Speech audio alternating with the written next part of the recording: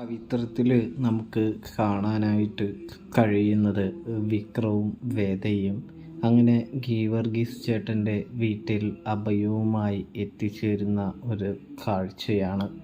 Mary ചേച്ചിയും ഗീവർഗീസ് ചേട്ടനും അവരെ വീടിനകത്തേക്ക് കയറ്റുന്നത് കാണാനായിട്ട് കഴിയുന്നുണ്ട്, കാണാനായിട്ട് സാധിക്കുന്നുണ്ട്.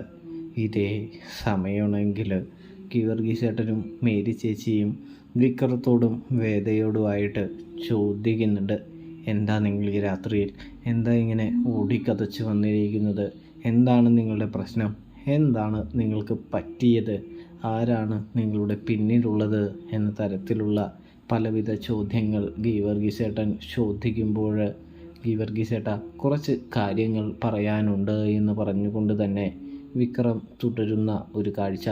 വിക്രത്തിൻ്റെ പിന്നിൽ ആരാണെന്നും തങ്ങളെ എന്തിനാണ് ഇല്ലാതാക്കുവാൻ ശ്രമിക്കുന്നതെന്നും ഗീവർഗീസ് ചേട്ടനോട് വിക്രവും വേദയും പറയുമ്പോൾ മേരിയോട് ഗീവർഗീസ് ചേട്ടൻ പറയുന്നുണ്ട്, ഇവരുടെ കാര്യങ്ങളൊക്കെ ഇപ്പം നോക്ക്, രാവിലെ ആകുമ്പോൾ തന്നെ നമുക്ക് അച്ഛനെ വിളിച്ച് സംസാരിക്കാം, അച്ഛനോട് ഇതിനെന്തെങ്കിലും പോംവഴിയുണ്ടോ എന്ന് ചോദിക്കാമെന്ന് പറയുന്നത് കാണാൻ കഴിയും, കാണാൻ സാധിക്കും കേട്ടോ.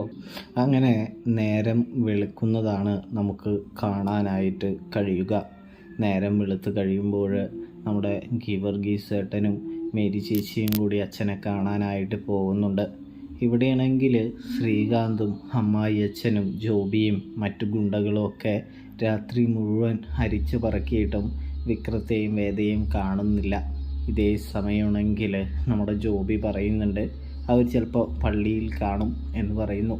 അപ്പോൾ അമ്മായിയച്ഛൻ പറയുന്നുണ്ട്, എന്തായാലും അത് ഒന്ന് ഉറപ്പ് വരുത്തണം, അതിനെക്കുറിച്ച് ഒന്ന് ആലോചിക്കണം, അത് ഉണ്ടെങ്കിലേ നമുക്കിനി വേറെ പ്രശ്നങ്ങളിലേക്ക് വേറെ കാര്യങ്ങളിലേക്ക് മൂവ്മെൻറ്റ് നടത്താനായിട്ട് സാധിക്കുകയുള്ളൂ എന്ന് പറയുന്നത് കാണാൻ കഴിയും, കാണാൻ സാധിക്കും. ഇതേ സമയമാണെങ്കിൽ നമ്മുടെ ഗീവർഗീസ് ചേട്ടനാണെങ്കിൽ ഇവർ ചായ കുടിച്ചുകൊണ്ടിരിക്കുമ്പോൾ പറപ്പിച്ച് പോകുന്നില്ല കേട്ടോ.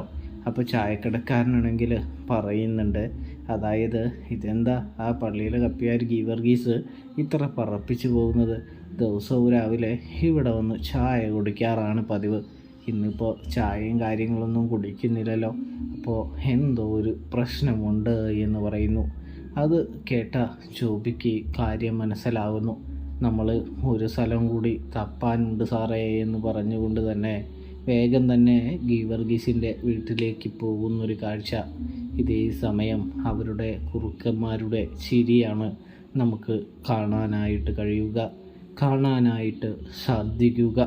അങ്ങനെയിരിക്കെ നമ്മുടെ വിക്രത്തിൻ്റെയും വേദയുടെയും അനിയൻകുട്ടൻ്റെയും ഒളിത്താവളത്തിന് മുൻപിൽ ഇവരും ഇവരുടെ ഗുണ്ടകളും എത്തുന്നൊരു കാഴ്ച കാണാൻ കഴിയുന്നുണ്ട്. അങ്ങനെ അവിടെ എത്തിയതിന് ശേഷം അവർ വലിയ പ്രശ്നം തന്നെ ഉണ്ടാക്കാനായിട്ട് ശ്രമിക്കുന്നു. വീട് തല്ലിപ്പൊളിക്കുന്നു. വളഞ്ഞതിന് ശേഷമാണ് ഇതൊക്കെ ചെയ്യുന്നത്. വിക്രമാണെങ്കിൽ ഒടുവിൽ ബാക്കിലെ ഡോർ വഴി ഓടുന്നുണ്ടെങ്കിലും അത് സമ്മതിക്കുന്നില്ല, പിടി വീഴുന്നു. വിക്രത്തിൻ്റെ നെറുകയിൽ തോക്ക് ചൂടുന്ന ഒരു കാഴ്ച കാണാൻ കഴിയും. അങ്ങനെ വേദയെയും അനിയൻകുട്ടനെയും വിക്രത്തെയും കൊണ്ട് അവർ ആ സമയം കൊണ്ട് തന്നെ മല കയറുന്നത് കാണാൻ കഴിയും. നമ്മുടെ ഗീവർഗീസ് ആണെങ്കിൽ അച്ഛനെയും കൊണ്ട് വരുമ്പോൾ തങ്ങളുടെ വീട് ആക്രമിക്കപ്പെട്ടതും അവരെ അവിടെ കാണാനില്ല എന്ന് തിരിച്ചറിയുമ്പോൾ എന്തായാലും അവർക്ക് പിന്നിലെ അവർക്ക് പിന്നിലെ ശക്തി, ആ ദുഷ്ടശക്തി അവരെ പിടിച്ചുകൊണ്ട് പോയിട്ടുണ്ടാവുമെന്ന് ഗീവർഗീസ് അച്ഛനോട് പറയുന്നത് കാണാനായിട്ട് കഴിയും, കാണാനായിട്ട് സാധിക്കും. ഇതിനിടയിൽ നമ്മുടെ അച്ഛനാണെങ്കിൽ സേതുവിനെ വിളിച്ച് സഹായം അഭ്യർത്ഥിക്കുന്നുണ്ട് എന്നും കാണാൻ കഴിയൂട്ടോ. അങ്ങനെയിരിക്കെ മലയുടെ മുകളിൽ കൊണ്ടുപോയി നല്ല രീതിയിൽ തന്നെ തല്ലിച്ചതയ്ക്കുന്നൊരു കാഴ്ചയാണ് കാണാനായിട്ട് കഴിയുക, കാണാനായിട്ട് സാധിക്കുക. നമ്മുടെ വേദയാണെങ്കിൽ ചോദിക്കുന്നുണ്ട്, എന്തിനാണ് നിങ്ങളിങ്ങനെ ഞങ്ങളെ തല്ലിച്ചതയ്ക്കുന്നത്, ഞങ്ങളെ ഉപദ്രവിക്കുന്നത്, എന്താണ് നിങ്ങൾക്ക് വേണ്ടത് എന്ന് ചോദിക്കുന്നു. കൂടാതെ തന്നെ നിങ്ങൾക്ക് എന്ത് വേണമെങ്കിലും ആ ഉദ്ദേശം എന്തായാലും നടക്കാനായിട്ട് പോകുന്നില്ല എന്ന് പറയുന്നതും കാണാൻ കഴിയും. ഇതേ സമയം സ്ത്രീക്കാണെങ്കിൽ ദേഷ്യം വരുന്നുണ്ട് കേട്ടോ. എന്താടി നീ പറഞ്ഞത് എന്ന് ചോദിക്കുന്നു. കൂടാതെ തന്നെയാണെങ്കിൽ വേദയുടെ മുഖത്ത് ഇങ്ങനെ പിടിക്കുന്നൊരു കാഴ്ച. ഇതേ സമയം വിക്രമാണെങ്കിൽ വിടറ അവളെ എന്ന് പറയുമ്പോൾ ആദ്യം അവനെ തല്ല് എന്ന് പറയാൻ കേട്ടോ. ഇതേ സമയമാണെങ്കിൽ നമ്മുടെ വിക്രത്തെ തല്ലുമ്പോൾ വേദനിച്ചുകൊണ്ട് വേണ്ട വേണ്ട എന്ന് പറയുന്നു. അത് കേട്ടതും നമ്മുടെ വിക്രത്തിൻ്റെ അടുത്ത് പറയുന്നുണ്ട് ശ്രീകാന്ത്, നിൻ്റെ ഭാര്യയ്ക്ക് നിന്നോട് ഭയങ്കര സ്നേഹമുള്ളേ, അപ്പോൾ ഇവനെ തല്ലിയാൽ നിനക്ക് വേദനിക്കുമല്ലേ എന്നൊക്കെ പറഞ്ഞുകൊണ്ട് തന്നെ ശ്രീകാന്ത് ഒരു പേപ്പർ എടുത്ത് കാണിച്ചിട്ട് പറയുന്നുണ്ട്, നീ ഈ പേപ്പറിൽ ഒപ്പിടണം, ഈ ഒപ്പിട്ടില്ലെങ്കിൽ ഇവനെ ഞങ്ങൾ തല്ലിക്കൊല്ലും എന്ന് പറയുന്നത് കാണാൻ സാധിക്കും. തീർച്ചയായിട്ടും വേദേ, നീ ഇതിൽ ഒപ്പിട്ടേ മതിയാവുകയുള്ളൂ, അല്ലെങ്കിൽ നല്ല രീതിയിൽ തന്നെ ഈ വിക്രത്തെ ഞങ്ങൾ പെരുമാറും, വിക്രത്തെ ഇല്ലാതാക്കും എന്ന് പറയുന്നത് കാണാൻ സാധിക്കുന്നുണ്ട്.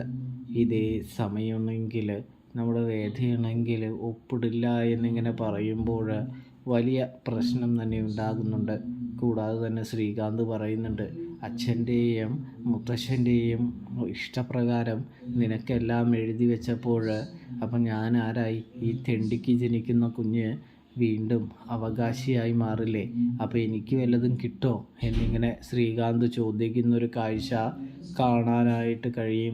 കാണാനായിട്ട് സാധിക്കും. പ്രിയ പ്രേക്ഷകരെ, പ്രിയ കൂട്ടുകാരെ, ഇതേ സമയമാണെങ്കിൽ വേദ പറയുന്നുണ്ട്, നിങ്ങളിങ്ങനെ ദുഷ്ടത നിറഞ്ഞ മാതിരി ചിന്തിക്കല്ലേ എന്ന് പറയുമ്പോൾ ചിന്തിക്കും, എനിക്ക് ഏറ്റവും വലുത് സ്വത്ത് തന്നെയാണ്, അല്ലാതെ വേറൊന്നുമല്ല എന്ന് പറയുന്നത് കാണാൻ സാധിക്കുന്നുണ്ട്.